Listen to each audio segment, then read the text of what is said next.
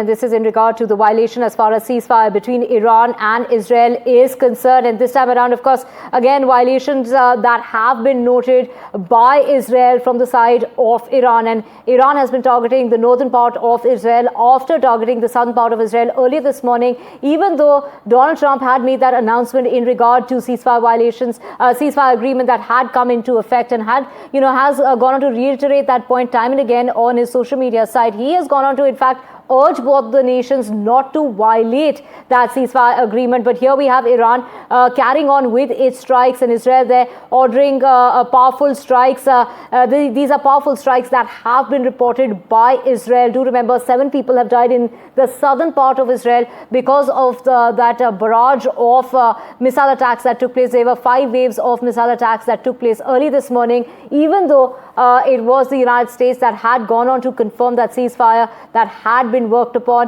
with the help of Qatar. Qatar that also played the role of being a mediator, and it was Donald Trump who went on to say that both sides, Iran and Israel, had approached him and that had come to the negotiating table. Shiv Arur joining us to get us the very latest. Shiv, even though Donald Trump has gone on to say that it's in effect, the ceasefire is in effect, and at least Israel they're confirming it as well. Iran hinting at it as far as the foreign minister is concerned from early this morning, saying that they fought till the very last minute. But here we have violations that are being reported time and again. First it was the southern part of Israel, and now the northern part as well. The ceasefire clearly appears to be only on paper, because there are missiles landing in Israel, as NDTV's reporting crew has been witnessing firsthand on the ground, whether it is Tel Aviv, whether it is Be'er Sheva, and now there are alarms blaring in the northern part of Israel as well.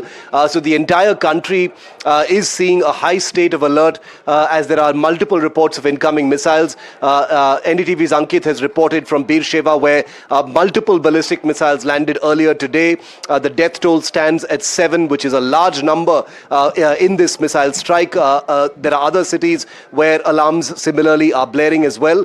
Israel has just announced powerful strikes on Tehran. This would be the 3rd day running that this would actually take place. In fact, Ankit is with us live from the city of Be'er Sheva in southern Israel.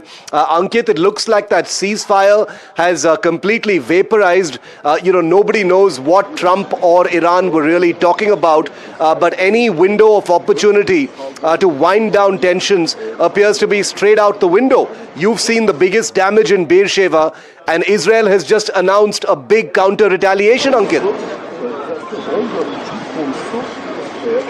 Absolutely. It just took 2.5 hours from 7 a.m. when the ceasefire was supposedly in place, and since then, continuous blaring of the sirens here in Israel to, in fact, throw that ceasefire out of the window, Shiv, as you described it. But very quickly, let me show you, from this vantage point that we are in, the cost of the war. And this is exactly what happened, which was supposedly the last counter-attack that Iran had launched here in Israel to try and diffuse tensions post this. But this apartment building behind me took the direct hit, and at this moment what you are seeing is a massive cleanup operation which is going on by the soldiers of the IDF. I can see a full unit in combat gear.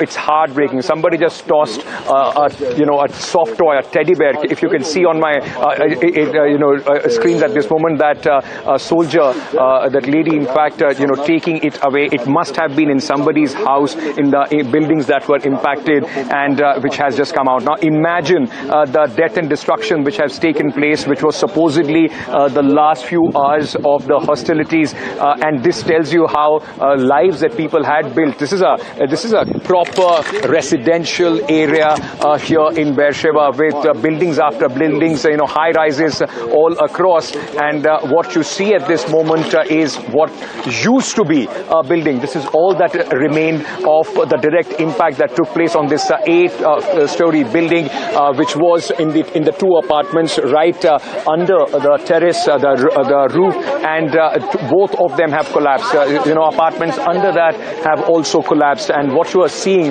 is the signs of destruction that took place in this residential area in the barrage that in fact was witnessed a while back. Now, Shiv, while while you are saying that there is announcement of retaliation from Israel as well, the hope here was that till 7 p.m.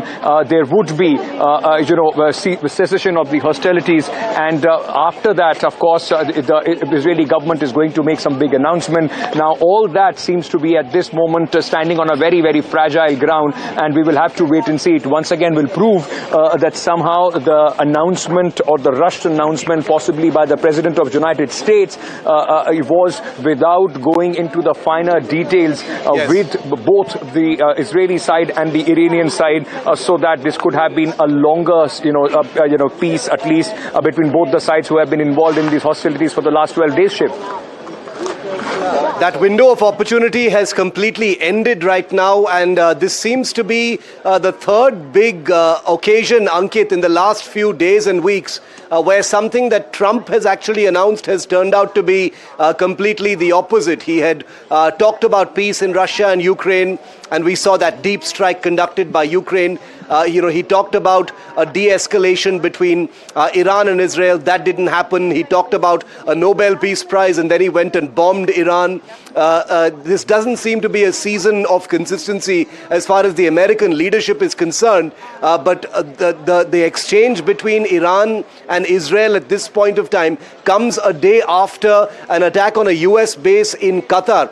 At least on that front, things have sort of wound down, Ankit. The Iran versus US element of this entire escalation, that appears to have stopped. There's no forward movement there. All the action is where you are.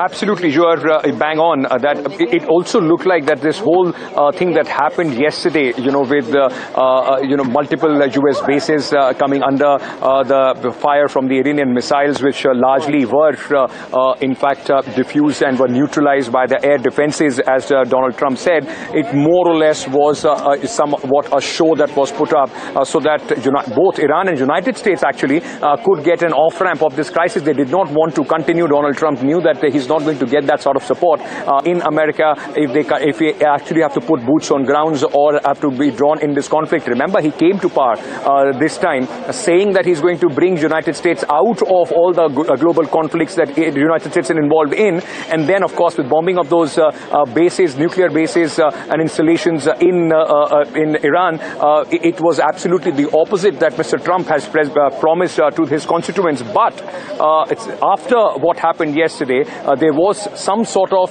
flimsy expectation that peace may in fact be ensued, and if that would have happened, Donald Trump would have in fact gone to the town saying that he has once again resolved another conflict, another crisis. But with what has happened this morning, and what continues to happen now, because in northern Israel there have been sirens which have gone on again, and as you are reporting that the Israeli army, the IDF, has already said that they are engaging in counter retaliation in retaliation of these attacks from Iran. It seems that the opportunity and this little glimmer of hope has completely now been thrown, or at least is buried under the rubble of where I'm standing, Shiv, where you are seeing these visuals of destruction and death which has come in from Israel at this moment, where a massive operation from the rescuers is still on, which it will tell you that that 7 p.m. deadline, not only that deadline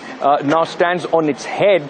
We now don't know the current session, the current round of hostilities, for how long will it go on, because it has already been 12 days. And if this continues, if Israel retaliates, then of course we can expect retaliation from the Iranian side as well. It's the domestic audience for which at this moment the entire play of war is going on. Where is the full stop is something that is anybody's guess. Ankit, I'm going to ask you one more question, and then I'm going to urge you to move your position, because I know it isn't safe. There are rescue and relief operations happening, but your safety is paramount. So we're going to ask you to move as much as possible. But a very quick final question before I let you go, Ankit, is this.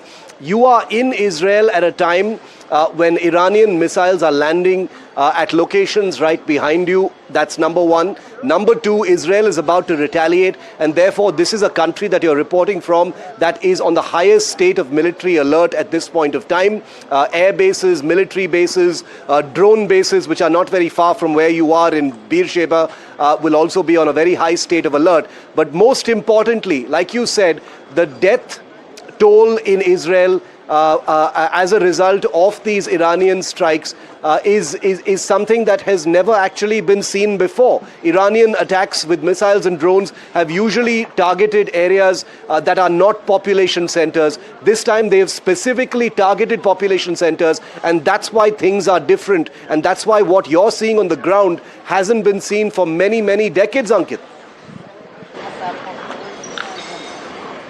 Absolutely. This time, there have been, while you were speaking about this, I just went back to a day before where in Tel Aviv, there was, we showed you the shopping center and the residential area where the attack took place. And I spoke to one person who was taking the stuff out from his daughter's residence, which was impacted. And this is exactly what he said. He said, we are ready to pay the price in terms of the buildings. They can be rebuilt. But if lives are lost, this is not something that the Israelis are ready to stand by with. And that is exactly what has happened this morning. And also during this entire conflict, I will have to once recheck, but if I stand correct, if I remember correctly, the death toll throughout the 12 days now in Israel stands over 25. So between 25 to 29 is the number of dead this time in this conflict has been. And that takes a huge amount of toll and also pressure as far as the government is concerned for any kind of step back. The Iranian, of course, there have been retaliations and there have been a lot of destruction in Iran as well. But reporting from the country where I am in at this moment, that it becomes a very important figure for any sort of decision to go forward, which can be taken by Benjamin Netanyahu. Just earlier, just before these raid sirens, the alert sirens were sounded off in northern Israel, there was expectation from the Prime Minister's office. A full statement came in that objectives have been achieved. The Prime Minister is going to make a statement. He will speak to the people of Israel. Now that seems he would be in a very, very difficult position if even he was thinking of coming out and announcing some sort of ceasefire with what has happened, Shiv. Ankit, a small final question before I let you go. The people that you're speaking to, the rescue staff, the first responders who are there in all of those places right now, military reservists that you're seeing, come out of vacation or wherever they are to serve their country. That is one thing you're seeing everywhere in Israel. I notice it's there in almost every frame that you're sending us as well. This is clearly a country that is in its highest state of alert, where citizens are pitching in as well. I can tell you one thing, and this was my first time in Israel, and that too under the most trying circumstances. I have never seen any other place where people are so prepared for a situation like this. Nobody wants a war, but like we go since morning, 4 times we had to run to the bomb shelters, and within moments, as soon as the raid siren goes off, people are back doing what they are. Every location of impact that I have been to, apart from, of course, the government agencies, the reservists, the forces, and everybody else, there are a group of volunteers that you will see set up tents, helping people, giving them directions, helping them clean out their houses or whatever is left of their houses. So it is a country which has seen conflicts after conflicts, and the result of that, of course, is yes, there is tension, yes, there is fear, but it more or less has become part of life, and that is why they are not worried, in a sense, with the kind of impact that it is taking. The only question was that people are extremely serious about the death toll. Once the numbers of the dead start coming in, that's where the pressure starts building in. The buildings being damaged largely don't have the same impact. So this is, at the country at the highest state of alert, and where the people were possibly today hoping that this is going to result in some sort of de-escalation with what has happened now. And like you are pointing out, IDF is preparing for some sort of retaliation or towards Iran. That window for the people people, those who are hoping that it is not going to be a long-drawn Gaza type of situation, that very little glimmer of hope seems to be completely under the rubble of this building that I'm standing here. Ankit, amidst all this unfolding chaos, you're doing a terrific job. Stay safe. We will keep coming back to you. Be'er Sheva is the epicenter of the most amount of destruction that is taking place today. Ankit, as always, the first and only reporter on ground bringing you that and will continue to bring you a factual look on NDTV's cameras of this riveting, suspenseful and unfolding story between Iran and Israel. Iran, remember, has announced a powerful strike on Tehran, the capital of Iran. When that's going to happen, we will let you know. This is a live story that we're tracking right now in real time.